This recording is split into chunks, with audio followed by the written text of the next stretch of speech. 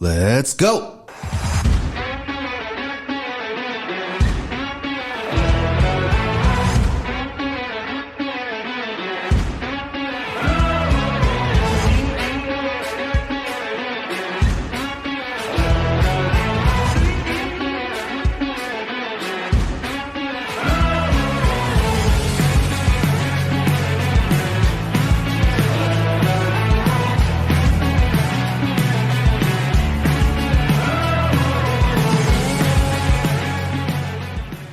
Welcome back to the Inside Lines, where we dive deep into the people, decisions, and stories shaping New Jersey. My name is George, and today we have a really special guest joining us.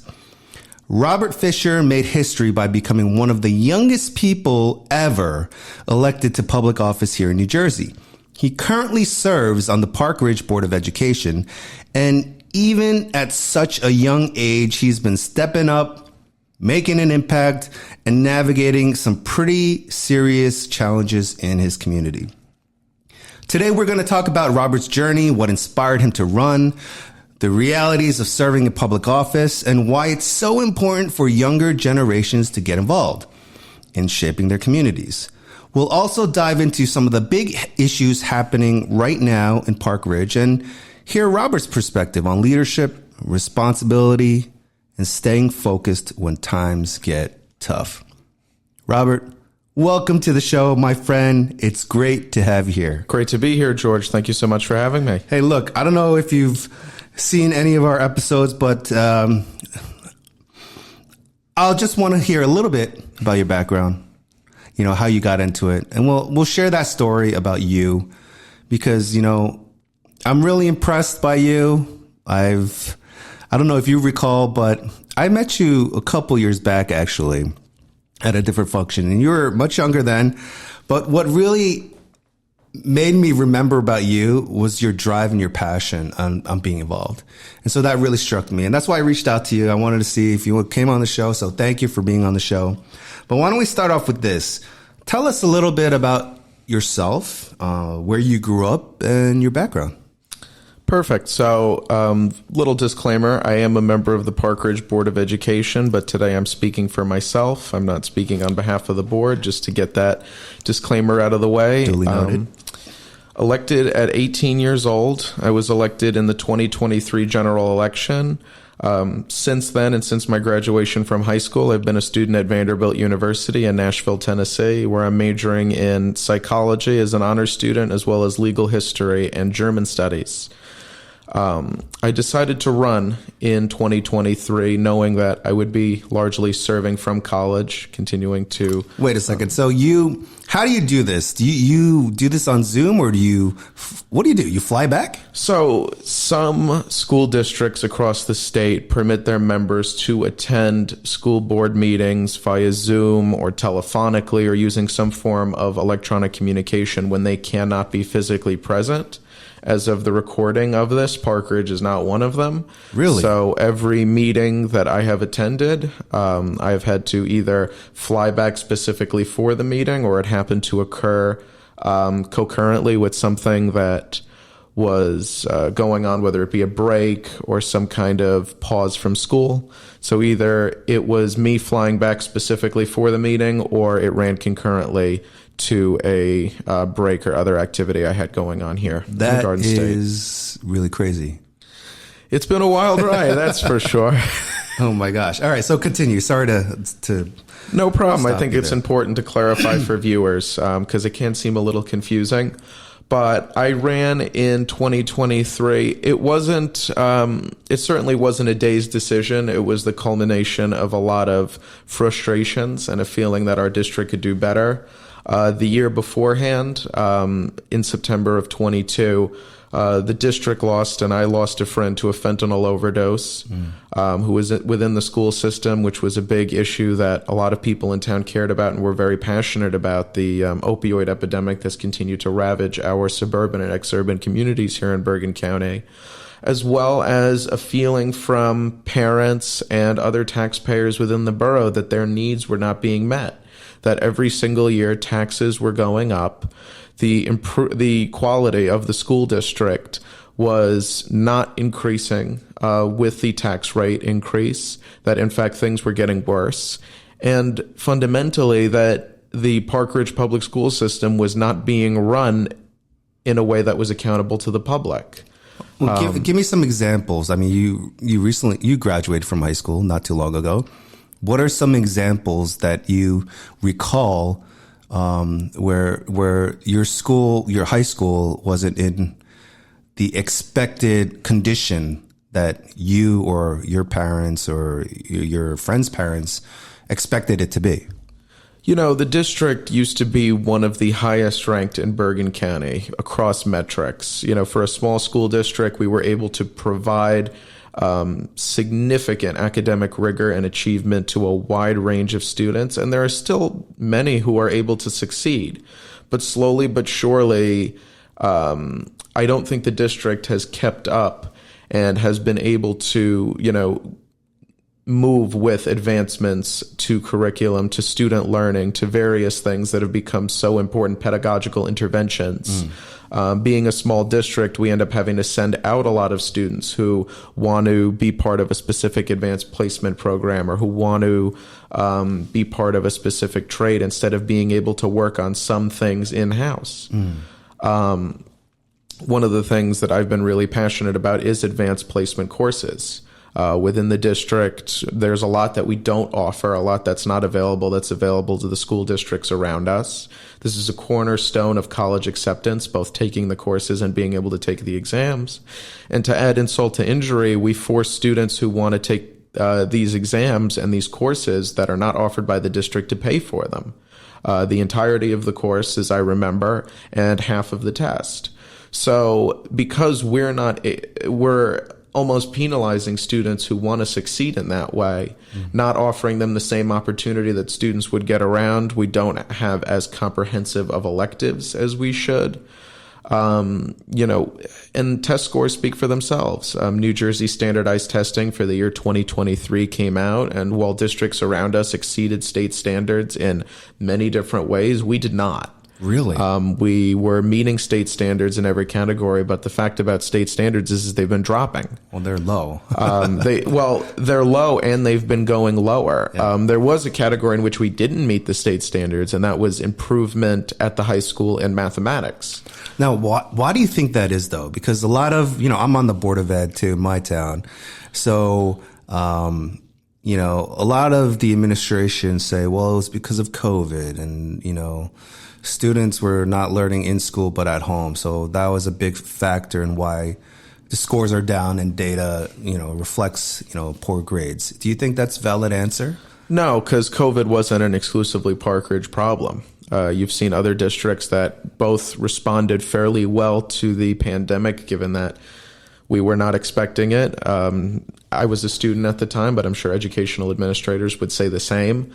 But you've had, significant progress by the districts around us. I don't think that we're inherently disadvantaged because we're a small district. I think we can have a diverse range of offerings if we be smart about it, if we work to provide as much as is possible within our district, and we help facilitate students who, could use one of the neighboring school districts or online programs for specific advanced placement, trade education that they might not be able to get if they don't go to a technical school, things that are incredibly valuable to our society, these highly skilled jobs that we're looking at for the future that education's not focused toward at the moment.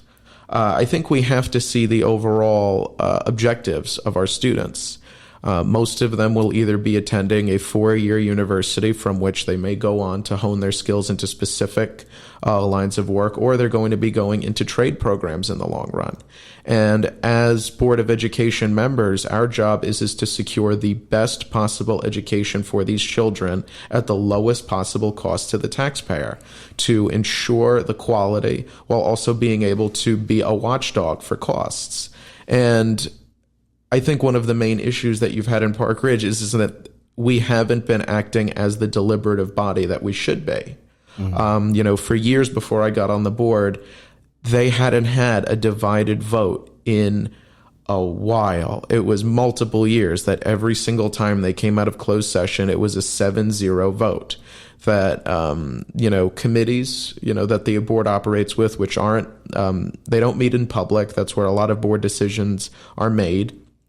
They end up coming out into closed session. Board members agree. They have, they would have a 15, 20-minute meeting in the public. And that kind of atmosphere and dialogue is not conducive to the kind of educational quality that we need. We need serious discussions with our parents, with our taxpayers, with different stakeholders in the community about what they want to see in their school district. A perfect example of this is, the state curriculum, specific things that they've been trying to mandate as far as racial education, sexual education, and the way the district has chosen to implement that. There haven't been any community discussions. The board has not made an effort to reach out to, individuals in the community who have expressed concerns about some of the literature that's been available. With all the talk of book banning, I haven't seen an iota of individuals suggesting that in Park Ridge. I think what people want to be serious about and what they're asking for discussions regarding is selecting literature that taxpayers feel is appropriate. A lot of these discussions in Park Ridge started when you had a text called "This Book is Gay" by Juno Dawson available in the public within the middle and high school library, which went into all sorts of graphic details, effectively a sex manual for LGBTQ youth, and although that's something that children in the district or their parents can purchase on Amazon and or a local bookstore, we had a lot of parents asking the question, why is there a book in the library teaching our kids, often inappropriately young, about these matters when we don't even have, copies of the Federalist Papers? So, okay, you said a lot, and I want to kind of ask you this question with regards to the public. Has there been a public response or an outcry with regard to, let's say, some of these books, or just what's going on the Board of Education? Because for me, when we're open in public, there's not a lot of people in the audience. We Zoom our meetings.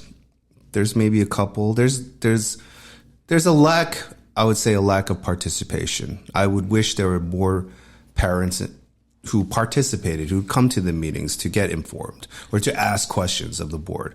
How is it in Park Ridge? We have a consistent few who show. I'd say probably anywhere from 2 to 3 dozen who like to come to meetings. And I appreciate their feedback and their commentary. A lot of the times they disagree with me, and that's perfectly fine. We live in a democracy where people have that choice. But I think one of the main issues you encounter with school boards in particular in New Jersey is that they're structurally designed not to encourage a whole lot of discussion. A lot of school districts, including mine, make no effort to advertise what they do to the public, to educate individuals on what the role of a school board is. There's a big emphasis from the New Jersey School Boards Association to always follow the chain of command, meaning as a school board member, you're not really supposed to be communicating with your constituents. You're supposed to be working as a whole and pretending like you're not on the board, how many hours of the month that you're not sitting in meetings. We only meet once a month for approximately 2 hours. If there's a special meeting, that might change. But there's a lack of individuals getting involved, in my opinion, because the system was designed to encourage school board members to function a bit more like a jury as opposed to a deliberative body open to the public where, they meet in closed session for a significant portion of it, where very vague minutes are usually taken and they come out and they vote unanimously on something. That's a lot more analogous to, something that you'd see in the court system as opposed to a legislative body that, does have executive and judicial functions, but you have the system is established as such that it's not really conducive to individuals from the public being able to get involved unless they're elected directly. Public commentary doesn't consist of a Q&A. You don't really get answers when you're asking for them. One of my constituents said at a recent meeting, it feels like 95% of the issues are decided before you even get out in the public. And I felt like saying, yes, that's exactly right, because that's exactly how it's done. Interesting you say that, because on my board, it's a little bit different. In our closed sessions, I don't know. My stance is, if there's something I see wrong, I definitely bring that up and I make issue of it. Right now we're going through something with regards to the budget, and I can't go into the particulars, but we're in a little bit or pretty large budget shortfall, and which I'm sure your district is experiencing too, because of, we were given the reasons like rising healthcare costs and an increase for special needs students. Have you guys had any modifications recently with state aid? Is that something that's factored into the equation? Not really. We've received some state aid, but because of rising healthcare costs, I mean, those were the two reasons that were given to us. But me being as a finance chair this year, I was questioning a lot of things. Well, if we have huge healthcare costs, why is that? Why aren't we shopping around? Why aren't we looking for other opportunities in saving money? And because I did, ask those questions, they're investigating and trying to find other health plan solutions for the district, which can save, I think almost a pretty good amount of money. I can't say exactly, but it's because of these things of like me requesting the budget from, for this year and the past years and going through it line by line, looking for inconsistencies or repeated purchases of certain things that are like, this is a red flag to me. Well, this is questionable. Why is there, money saved for, let's say, a club for, online gaming, like certain things that I'm seeing in the budget, and which brings question. And so we bring that issue up, and, our board, we're a 9-member board, and for the preliminary budget vote, we were 5-4. So it wasn't, a 9-0. And so, it's interesting to me that you say that on your board. Why do you think, like, you've been on the board for over a year, right? This is your second year in your first term. Do you think that the board members discount you because of your age?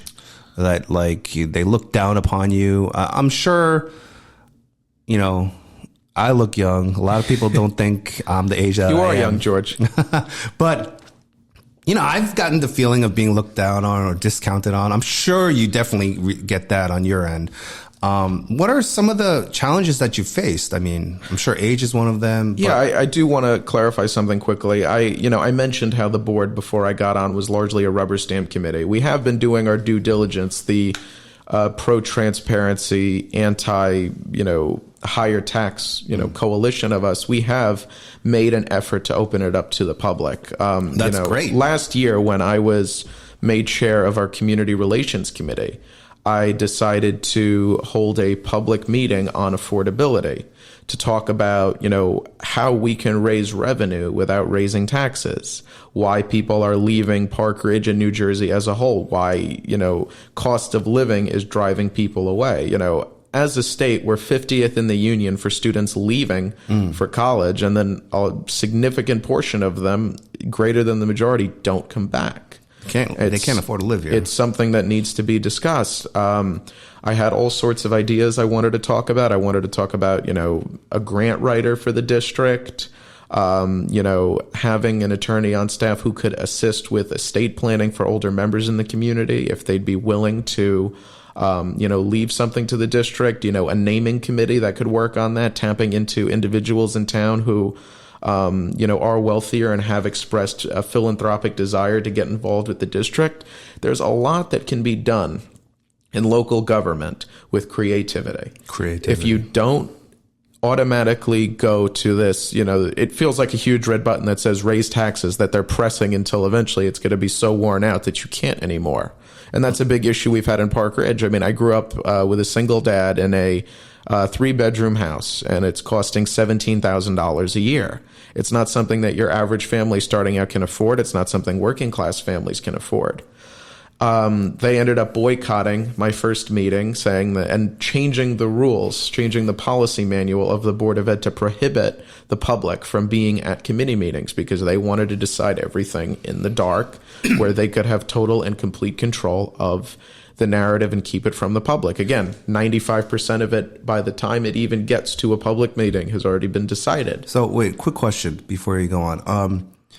Was the public ever part of those committee meetings in the past? Because I was under the assumption that public can't be part of these committee meetings. So in Park Ridge, the original way the rule was set up is that it was at the discretion of the chair.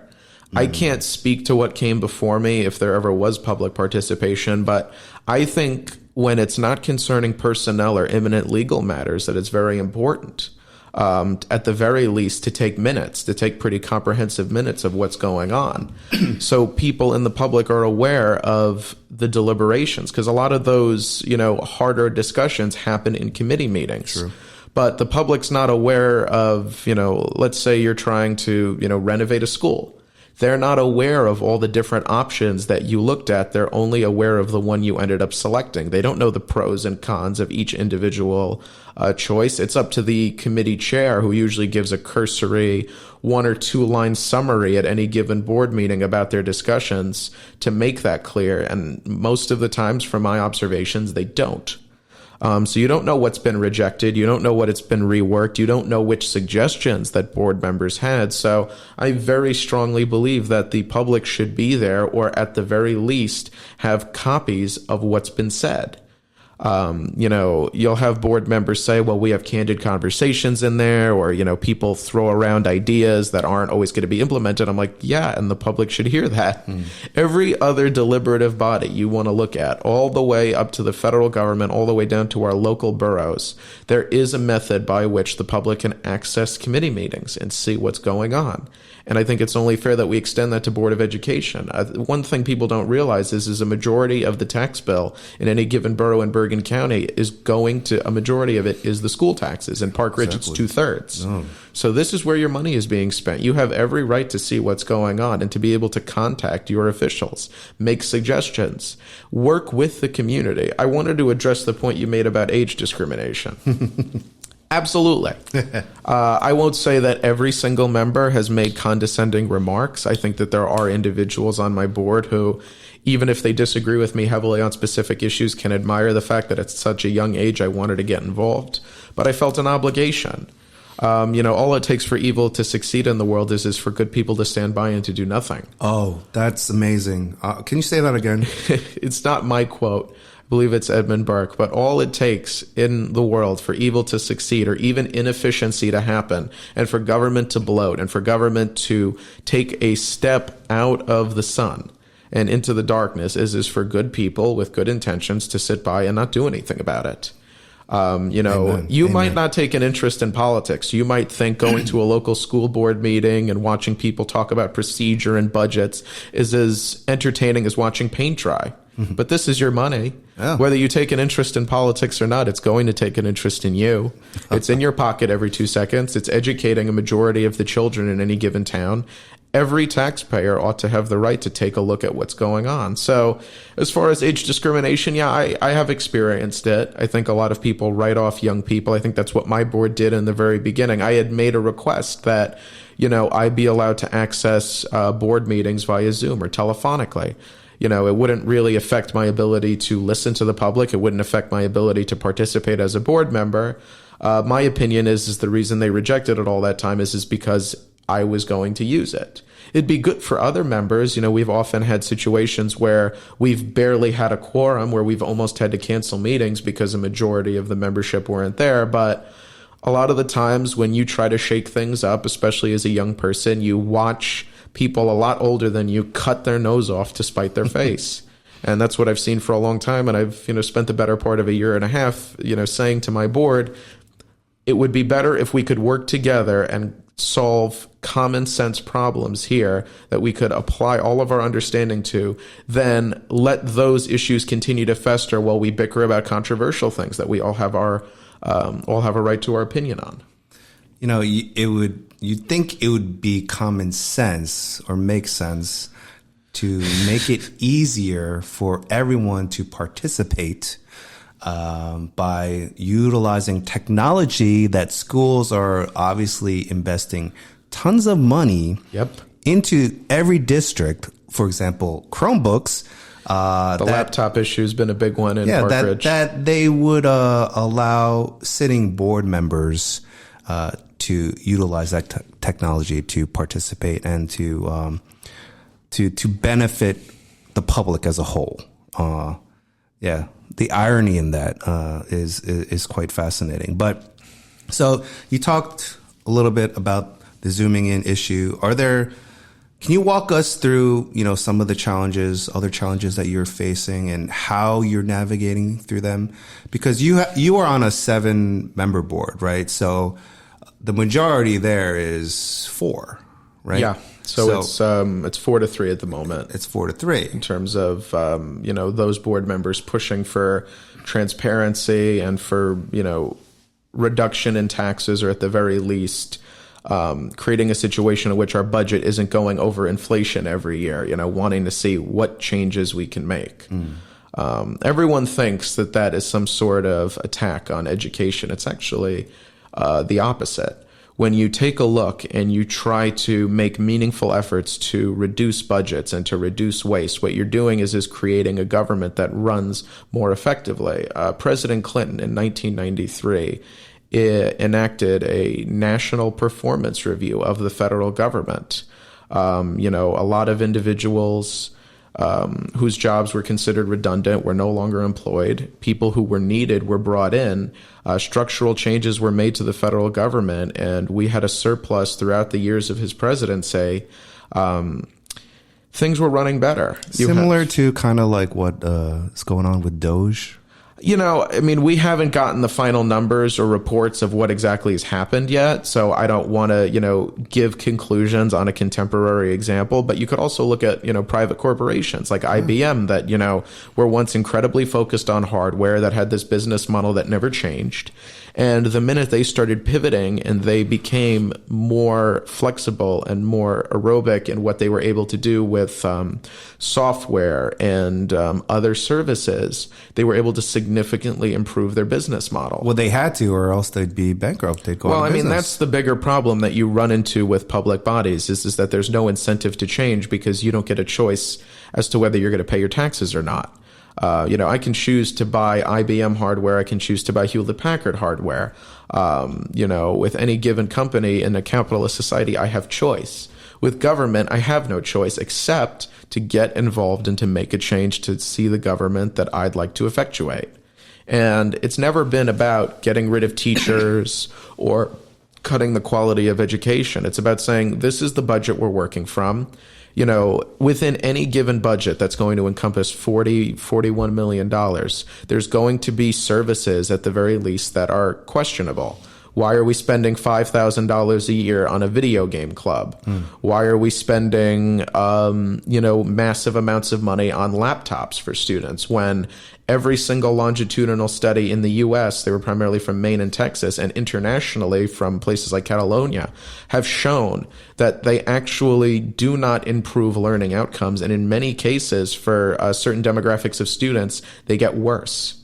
So, being at Vanderbilt, working in a couple different research laboratories, I emphasize data-driven solutions. What do the studies say? What are the potential issues with the studies? Let's weigh the pros and cons, the positives and the negatives, and look for how we can make education better. It's not about, taking some people think of it as like taking a machete and just trying to hack away at public education. No. We're taking a very small paring knife, trying to cut out what is unnecessary, trying to incorporate what is necessary for the future to give these kids a quality education. This is a school district I graduated from. I walked the halls 2 years ago. I graduated in 2023. I graduated in June. I took office the following January. So I've seen this firsthand, and I want to see things get better.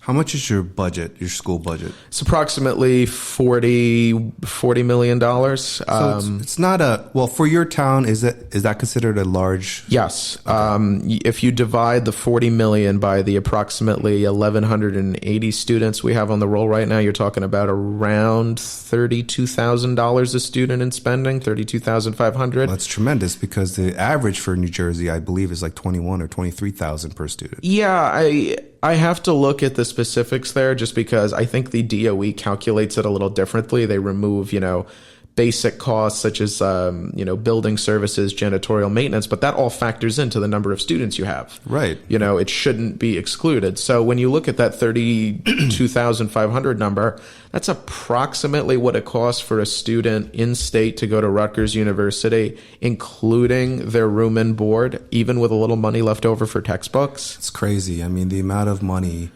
And this comes back to maybe possibly the discussion on school choice, maybe like parents who have a family, who have kids, 3 kids, on average spending 20, maybe up to 30,000 per student. I mean, do you think parents would be able to utilize that money or know how to spend that money towards their children's education in a better way than maybe schools could? Yes. I believe in school choice. I believe people should have the right to select the educational institution that is best for their child. If you look at the original opposition to school choice in the United States from private schools being able to receive voucher money, it actually finds its way into anti-Catholic arguments towards religious discrimination because public schools in the United States around the turn of the 20th century were primarily providing Protestant education. Religion was incorporated into lessons. And parents who were Catholic wanted their children to have the opportunity to attend schools that conformed to their value system, that offered quality education, but that was framed within their own religious denomination. And because of the intense hatred and backlash towards Catholic Americans, many states adopted amendments that were designed to prohibit state institutions from assigning funds to private schools based on the number of students that were not attending public schools. If you look at states like Arizona, states like Florida, Florida has the most comprehensive school choice system in the country. It's a universal program, and they're ranked number 1 in education. They have made tremendous strides in K through 12 learning. Their college system is the best in the country, whereas the Rutgers system here in New Jersey ranks one of the worst, according to U.S. News. This is the big misnomer that a lot of people fail to realize when they say, well, New Jersey K through 12 education is so good. There's an asterisk attached to that. Yes, we rank number 2 in terms of K through 12 education overall. That number drops almost out of the top 10 when you exclude the massive amounts of private schools that parents are willing to send their kids to because they feel that their local public school is not educating sufficiently their child or not giving them the options that they want, such that they would rather pay property taxes and tuition, pay property taxes for a service they don't use, and get double taxed in the form of private tuition. The other issue is our state university system. One of the huge disadvantages that New Jersey students have in applying to colleges is that New Jersey applicants are so saturated. Even if you come from a state that has a lower overall ranking in K through 12 education, and take South Carolina or something like that, you're still more likely to get into a university like Harvard, Yale, MIT, whatever it might be, a well-respected school, or even just a very, very good state school, as an applicant from South Carolina over New Jersey, because the saturation of applicants isn't as high. And then when you adjust the NAEP scores that just came out on math and reading for all the different states in the union, and you adjust it by demographics, the states in the South are actually the ones making the most progress and strides. Mississippi, which used to be 50th in the country for education, the old joke was, thank God for Mississippi or else we'd be last. For a lot of Southerners, Mississippi has made tremendous strides, going from 50th to 29th. That might not sound like a lot, but the reforms in their education system combined with adjustments for demographics, race, income, things like that, have propelled them into one of the top states for education in the country. It came from a state evidence-based emphasis on phonics teaching, rewarding effective educators, There needs to be an incentive system. I know I'm rambling on a bit, but why don't you think this is available in New Jersey, though? Like in other states, it's available. We see success of how school choice is working for students and our kids, our children. Why isn't it being offered here in New Jersey? Because the New Jersey Education Association, which is the labor union representing hundreds of thousands of teachers and education professionals in New Jersey, doesn't want it to be so. They are perfectly fine with a system where teacher pay goes up, student performance either medals or goes down, and they continue to collect union dues and fund their efforts. They are the largest single lobbying organization in the state of New Jersey. They are bigger than insurance companies. They are bigger than development agencies. They control Trenton. They are currently spending multiple millions of dollars, probably $10 million by now, to finance their candidate for governor, Sean Spiller, the former head of the NJEA, mayor of Montclair. They wield tremendous political influence. They largely set up the system that we are working through as school board members. And in other states, you don't have that same mechanism. Where I attend college in Tennessee, there is no formal collective bargaining.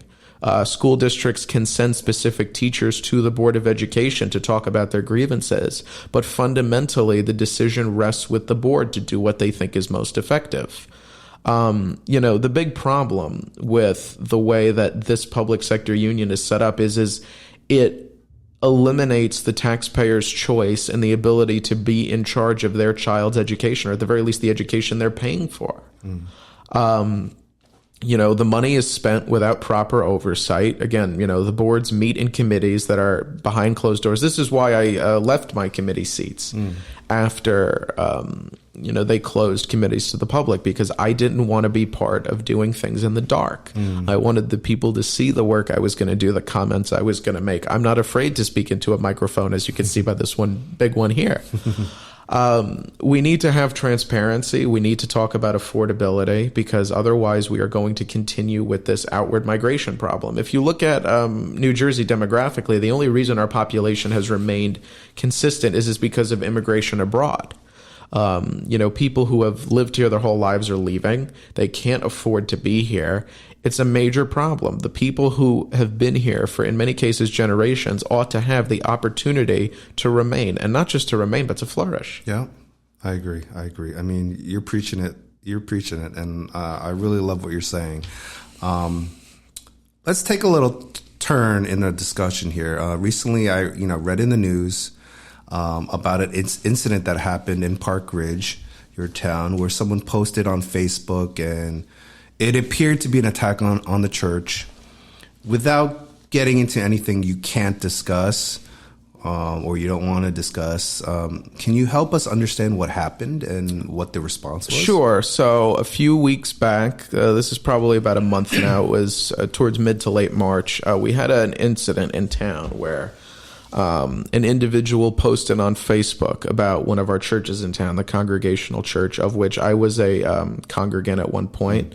My dad was a congregant, and it was against a flag that they were flying in the back of the church. It's a pride flag. I don't know the exact term for the pride flag type it was. They've, had various designs and incorporations over the past few years. If I remember correctly, it incorporated the transgender colors and the it was like a black and brown stripe. I don't really know all of the meanings behind this. Okay. It's not something I've studied intensively, but an individual in town went online and started talking about the flag and how the colors were connected to pedophilia. This is something I do not believe to be true, based on the research and the data that I had in front of me that people sent to me. But the accusation ended up garnering the church threats and individuals, demanding that they take that off of their private property. My response was clear, that private organizations such as churches have the right to do as they will, that if you disagree with them displaying a specific flag, it was made clear to me later that this individual had primarily had an issue with the flag being up while Girl Scouts were meeting in the in the building itself. If that's an issue you have, you can talk to the pastor, you can talk to the Girl Scout. I think it's the service manager is the one who leads all the troops. Those are conversations that you can have, but going to that extent to make that kind of accusation, it's inflammatory. It can get people hurt, and in this case, it nearly did. The church had to pay for police presence at the following service. They've had to enhance their security. I spoke to the pastor about this, how abhorrent this was, how this is not something that our town should stand for. It is not our value system. One of the issues that people end up running into in public office, and I've seen it on Board of Ed, is there's a false dichotomy created. Either you're on the far right or the far left. I actually think they share the same authoritarian tendency. You have people on the far left who are claiming that any attempt to select appropriate literature for a school library is book banning.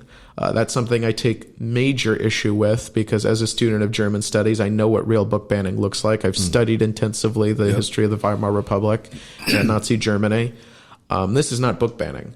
This is taxpayers deciding what they're going to spend their money on. You can still buy these books at Barnes & Noble, if there still are Barnes & Noble stores. You can get them on Amazon.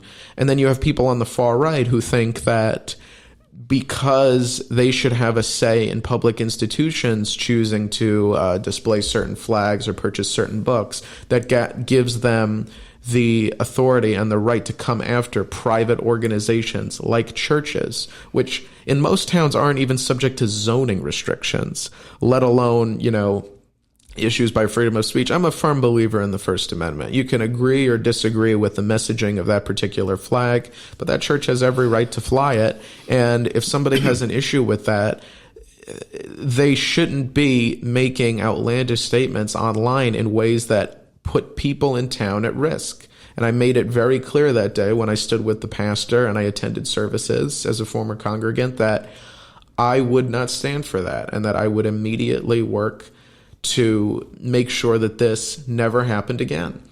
As far as I know, the post came down. The individual in question has not, raised this issue again. And, as it should be, that was not something for a public forum. It was not an appropriate way of going about this. And I am happy with the result that the church has continued to be able to operate as it will, that individuals on the Board of Education, who are totally separate from this, can have discussions about the way public money is spent. We need to keep in mind the Constitution, the First Amendment that gives private organizations the right to do what they will, while giving individuals the right to petition government. We see this quite often, daily, minute by minute, second by second on social media. Divisive rhetoric, the far right, the far left, the controversies, all these types of things.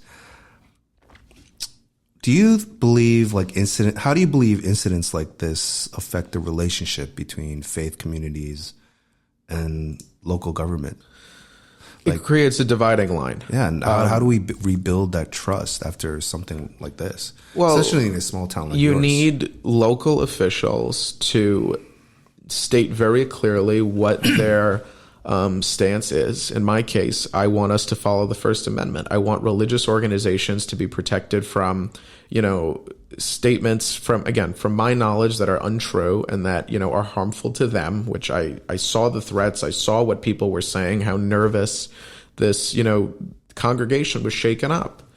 At the same time, support for a private church's First Amendment rights has nothing to do with people petitioning the government about specific literature in schools, about, certain flags flying in schools, things of that nature. That's a public issue.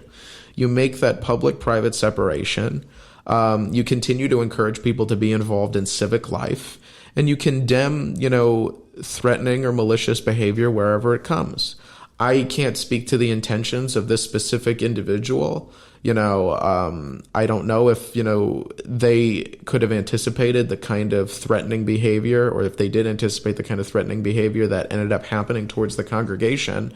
But, let this be a lesson that before you post something on social media, you have to think about the ramifications of hitting send. This feels like it should be a very basic thing. You can't make accusations that have no basis in reality.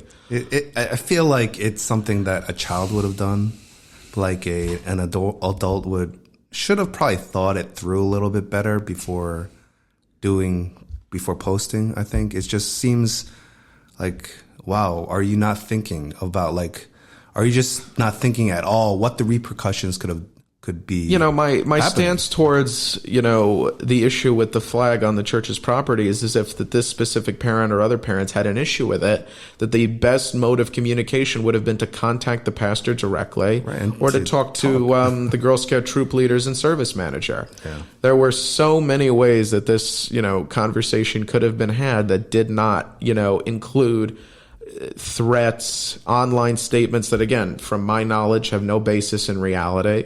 It's important to let people know where you stand. I call it like I see it. I am not an ideologue. I am not a radical on either side.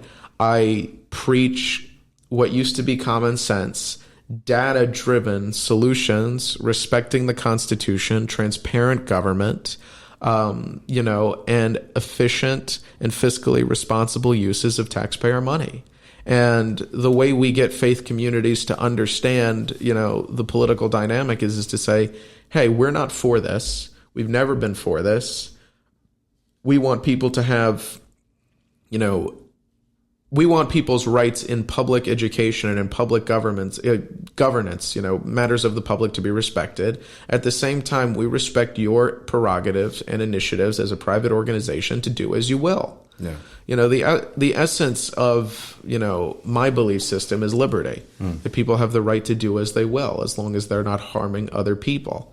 And I think if we take that attitude towards if we take that attitude and we use that on a broader scale towards faith communities, towards public institutions, towards, social nodes in our town, that we end up having a much more cooperative, cogent discourse. It doesn't usually descend into name calling. It doesn't cause personal tempers to flare.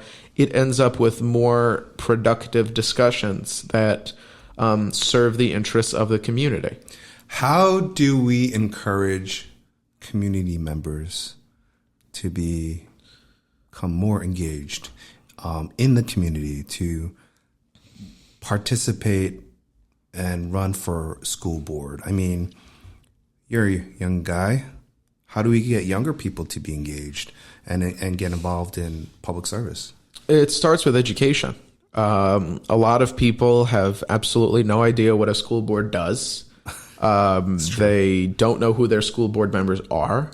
They figure that their tax bill is something that they have very little control over, when in fact, in Park Ridge, school board races, in years prior were in some cases uncontested. The cycle before I ran, which was 2020, the 2020 seats were up in 2023. In 2020, only one person filed for 3 seats. So there is a lack of interest, and people need to be educated on the matter. If you want to see your tax bill not continue to rise and, with smart decisions even go down, there are ways of doing that. How do we get them more interested, though? You start with the problems. You talk about the lack of transparency, the increases in tax bills, the failure to address major issues such as, the opioid epidemic in our area. You make them realize that their voice matters. People, through a lack of education in government and through what's been going on in the national political climate, feel totally discouraged about being able to do anything on a local level. I think part of it is the decline in social institutions. People don't go to fraternal organizations anymore. They're not as involved in church and different, nodes where the community can get together. But it's incumbent upon us as people who have been elected to office to educate individuals on what the school board's role is and why it's so important, whether you're going to run or not run, to be involved in the decision-making process. I mean, look, you and I are both on the school board. We both want to encourage the community to participate.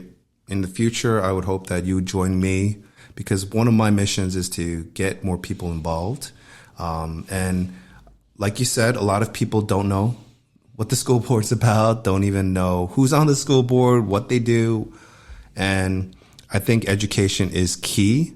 I also do think, though, that there are some people who are on the fence that maybe want to participate but don't want to get involved because of time commitments or maybe being too in front of the community. But I say to those people, if you want something to get done, you have to participate. You can't be a couch sitting person. Don't complain online. You're not doing anything. It's just a waste of type. Waste of electricity.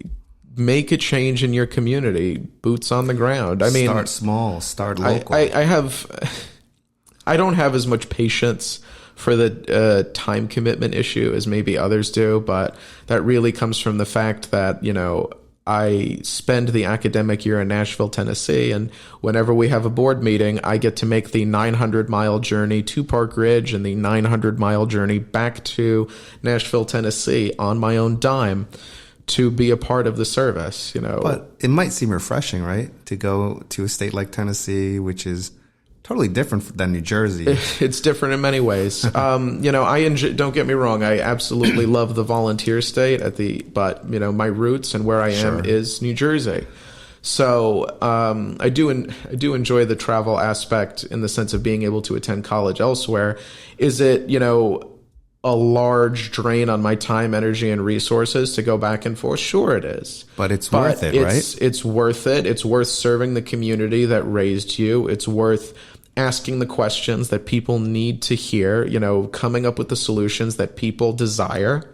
A lot of the things that we're talking about, I think a majority of people would get behind. It's just that they haven't been made aware of these issues in the first place. You've been on the board for not too long, but is there anything that you're proud of so far with your time on the board, of something that you've accomplished? Sure. Earlier this year, we were able to get rid of policy 5756. It's been Can you talk about that? Oh, it's it's not even a state mandated policy. A lot of people get that confused. A lot of policy writers that work for local school boards mark it as a mandated policy, but it effectively forces school districts to recognize a student's gender identity without parental consent. It prohibits them from notifying them if their child is, going by pronouns or anything that is not related to their biological sex. It prohibits any kind of, discrimination based on gender identity in all fields of schooling. And the problem with that is it sounds good on paper, but it is exactly what puts men in women's sports. And we've seen the disastrous occasions that have happened with individuals, one who is a biological woman and one who is a biological man, entering the same ring in competitive sports. I mean, we all saw Angela Carini at the Olympics, who was battered by a biological man. Yeah. Somebody who had XY chromosomes, who had the testosterone level of a male. I have a lot of compassion for individuals who suffer a disconnect between their biological sex and their gender identity. And all of us can acknowledge the scientifically proven, exceptions to the gender binary, individuals who are intersex, individuals who don't have XX or XY chromosomes, because it does happen. However, that does not overrule the scientific consensus that the vast majority of individuals can be neatly categorized into male and female, and that biology, that human dimorphism, has to inform policy. You should not be taking away the trophy from a biological woman as a biological man. It destroys the integrity of the sport. It puts multitudes of women and girls at risk. Bathrooms, changing facilities, these are areas where a statistically significant portion of sexual assaults happen. And when we implement policies like 5756, we are endangering every single woman and girl who uses those facilities to an attack. We are taking away the athletic achievements of individuals, the most famous example being Riley Gaines, the swimmer at the University of Kentucky. There's also Paula Scanlon, who was a swimmer at the University of Pennsylvania, who was forced to change to the biological man, Thomas. And she'll actually be at my fundraiser on Wednesday if anyone's around for that. But there's a lot that needs to be said. Again, there's compassion. We all have compassion for individuals who find themselves in these situations. But we took a major step to protect women and girls in sports and in their private spaces. And for that reason, we were not included on the list of New Jersey public school districts that had their funding taken away. Westwood, which is not far from us, it's a 10-minute drive down the road, reinstated 57.6 and had every cent of federal funding taken away from them. That would have cost Park Ridge over $100,000 just this year. So that's something I'm very proud of and a change that this board was able to make. Look, I think it's crazy, that policy and what it does. And just even the non-notification. Do you guys have that in Paramus? I do not believe we do. Because if we did, I'd be one of the first people to be like, hello. But I just think it's crazy that teachers, not even regarding that policy, but just like, teachers don't have to inform parents on if like a child thinks that he is a she today, and like there's no need to inform parents, which is crazy because these children are living in their parents' homes till the age of 18. You are owned by your parents. I mean, just to put it straight out there, like you can't do anything until you're 18. You can't go out and drive. Well, 17, but you can't go out and vote. You can't do a lot of different things. And if you're living, my stance is, if you're living in my house, under my roof, I'm providing housing for you. I'm providing food for you. I'm providing everything that you need. I own you to some degree. And which means I have a vested interest in you being who you are, in your success as your parent. And for the school system to get involved in that scenario and not inform me of what my child is apparently doing or saying or whatever it is, I think that's absolutely, totally wrong. You know, it goes back to the public funding distinction. You know, if someone sees a private if a parent pays for a child who is subject to them, if they're under 18, to see a psychologist, and that psychologist has, specific rules regarding confidentiality, you take it or you leave it. When it comes to, school officials, either school psychologists or other counselors within a public school system withholding things from parents, it's a direct abridgment of taxpayers' rights. And fundamentally, that parent's ability to foster a healthy upbringing for their child where their quality of life can be ensured. A parent needs to know about these topics to be able to support their child through what can be a very tumultuous time. If they're not aware of the situation to begin with, then how do you expect them to be able to provide the nurturing support and care that this child needs? I think the argument against what we're saying is that, it effectively outs the child, that there's a knee-jerk reaction on the part of a parent to, immediately condemn the child or things of that nature. A school psychologist can make it absolutely clear to a parent that this child, has certain thoughts about their gender identity or doesn't, feel like it's conforming to their biological sex, while also making it very clear that this isn't something that, an individual should be punished for. We should be showing compassion and understanding towards these individuals and helping them navigate what can be a very complex world with diverse social influences. This is something that's come up a lot in the media.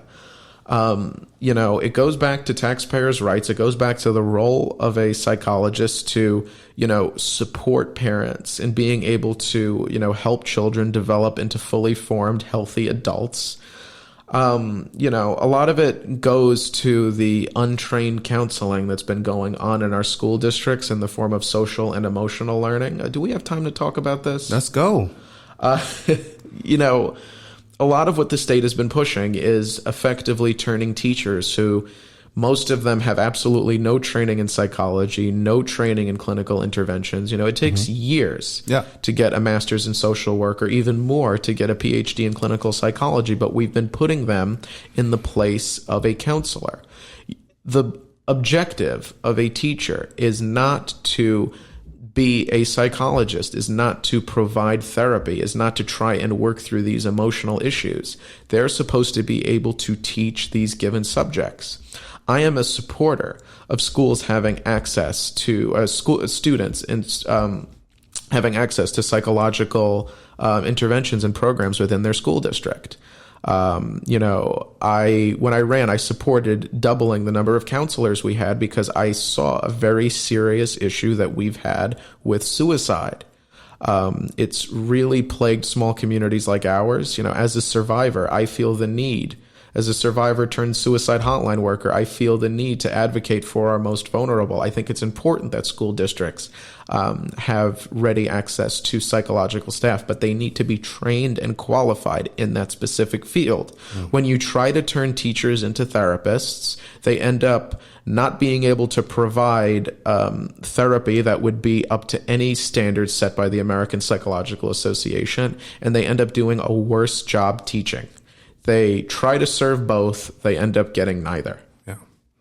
Look, I think you've said a lot today. We've discussed a lot, and there are many, many real good points. I mean, I'm going to have to listen to this podcast again because myself, just because I've learned so much. Are there any final thoughts, or do you have like a final message that you want to share to the listeners about, what you've been doing and stepping up, anything, and making a difference? Anything you want to share? Be the change that you want to see. It is so easy to sit back and wait for somebody to say the things that are on your mind. And so many times it doesn't happen. If an 18-year-old snot-nose from Park Ridge can get elected to school board and can advocate for the changes that he sees as necessary, and people in town have come to him and said are necessary for them to be able to stay, then there's no reason why you can't. Make the sacrifices for the changes that you want to see and be the change that you want to say. There is very little in life that we can control outside of our own minds. But one of the things that you can work on actively and that you can be a part of is making local government work better for your family and for all the families around you.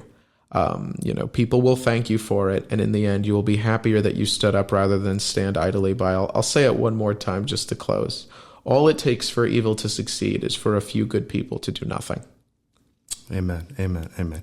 You said you had an event coming up. I don't know if it's going to be out by the podcast release, but Wednesday, April 30th, I have a fundraiser with Paula Scanlon, the University of Pennsylvania D1 swimmer who was forced to change in a locker room with a biological man, something she never agreed to. And she talks a lot about, standing up for women's sports and women's rights, getting back to what feminism was supposed to be about, which is empowering women to make their own decisions.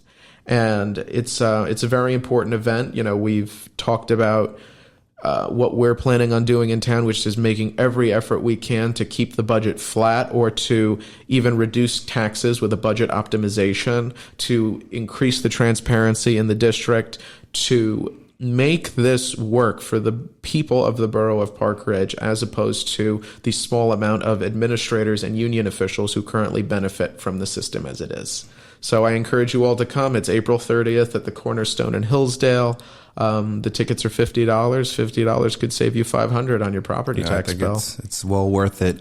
What's a way that the listeners can get in touch with you? Do you have like X or Twitter? Sure. You could find me on X at FisherNJ. I tend to give out my personal information pretty publicly.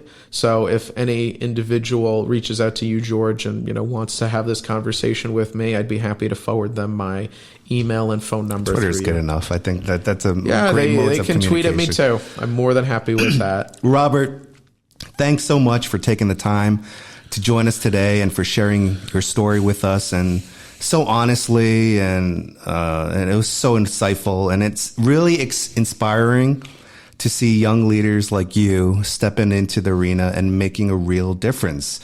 Not just talking about change, but living it. And if you don't think you can serve, I mean, take a look at his life and what he's doing.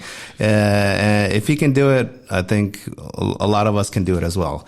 For our listeners, I hope today's conversation shows that leadership isn't about age.